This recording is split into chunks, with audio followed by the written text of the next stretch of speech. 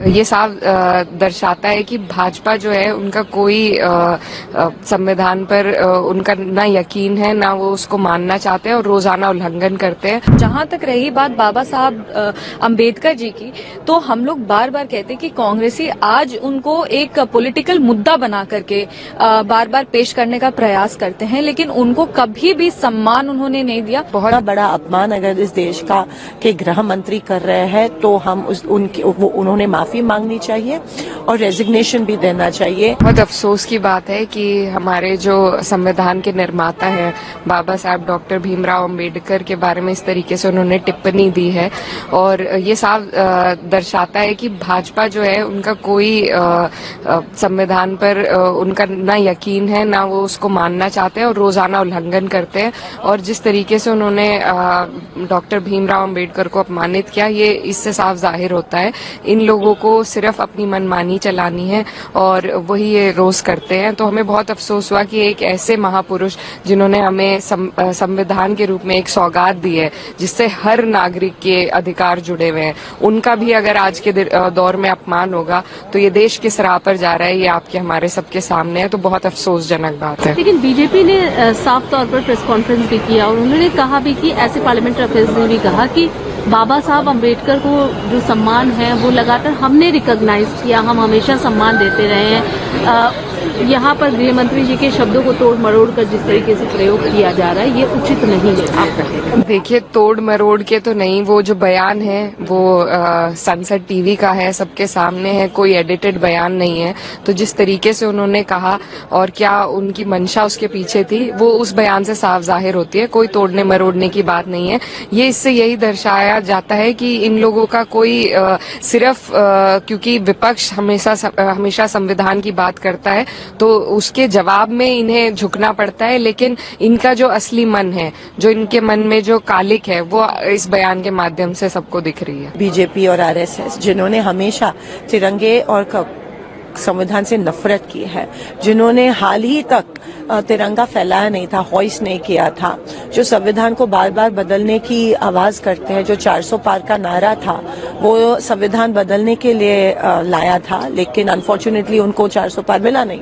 तो तब उनको समझ में आया कि नहीं, अभी संविधान की बात करनी चाहिए, तो अभी संविधान के ऊपर प्यार करने का शो कर रहे हैं। लेकिन ये सिर्फ शो है, वो कल हमें पता चला, जो दूध का दूध पानी का पानी कल हो गया। और जो अंतर मन से अमित शाह जी ने बात की उनके कि बाबा साहब जो कहते हैं अगर उतनी ही बार भगवान का नाम लेते थे तो स्वर्ग प्राप्त करते थे, इसकी हम कड़ी निंदा करते हैं। बाबा साहब संविधान, संसद, लोकतंत्र का इतना बड़ा अपमान अगर इस देश का के गृह मंत्री कर रहे हैं तो हम उन्होंने माफी मांगनी चाहिए और रेजिग्नेशन भी देना चाहिए।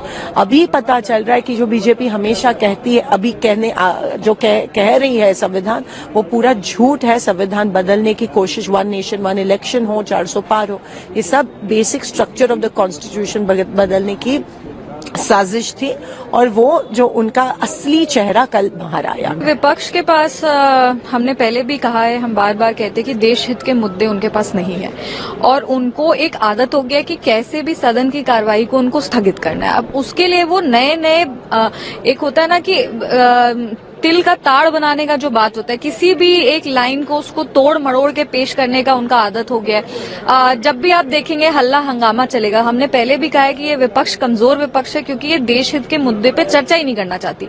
जब हम संविधान पे भी चर्चा कर रहे थे तब भी ये संविधान की भी किसी ने भी संविधान के बारे में कुछ नहीं कहा। और जहां तक रही बात बाबा साहब अंबेडकर जी की, तो हम लोग बार बार कहते हैं कि कांग्रेसी आज उनको एक पॉलिटिकल मुद्दा बना करके बार बार पेश करने का प्रयास करते हैं, लेकिन उनको कभी भी सम्मान उन्होंने नहीं दिया। हर बार उनको अपमानित करने का काम किया गया।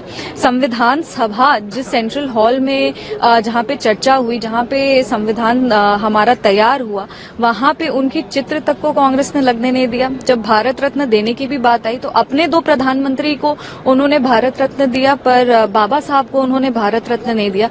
बार बार वो संविधान बोलते हैं, आरक्षण बोलते हैं, हमें देश विरोधी कहते हैं, आरक्षण विरोधी कहते हैं, पर पर हमने अपने भाषण में उनको एक्सपोज भी किया कि किस तरह से उनके जो 3 प्रधानमंत्री थे जो 37 साल देश का प्रतिनिधित्व किए थे, वो कैसे आरक्षण विरोधी सोच रखते थे। आप अगर आज बाबा साहब की बात करते हैं तो आपने तब बाबा साहब की बात क्यों नहीं की जब आपके ही प्रधानमंत्री लगातार दलितों के खिलाफ और आरक्षण के खिलाफ अपने ऑन रिकॉर्ड स्टेटमेंट देते थे। वो स्टेटमेंट ऑन रिकॉर्ड है, हमने कुछ बनाया नहीं। हमने उनको लगता था आरक्षण से सेकंड क्लास सिटीजन आते हैं, उनको लगता था कि आरक्षण देश हित में नहीं है। अपने मुख्यमंत्रियों को उन्होंने चिट्ठी लिखी थी जवाहरलाल नेहरू जी ने कि आरक्षण के खिलाफ अपना आवाज उठाइए और आरक्षण क्यों नहीं होना चाहिए। तो ये तो आज हमें विपक्ष से पूछना चाहिए कि आप उनको आज राजनीतिक एक मुद्दा बना रहे, पर जब सही में सम्मान देने की बात थी, आप तो किसी भी अपने कार्य से ना आपकी जो व्यवहार है उससे कहीं भी आपके बाबा साहब के तो आप फॉलोअर्स नहीं लगते हैं।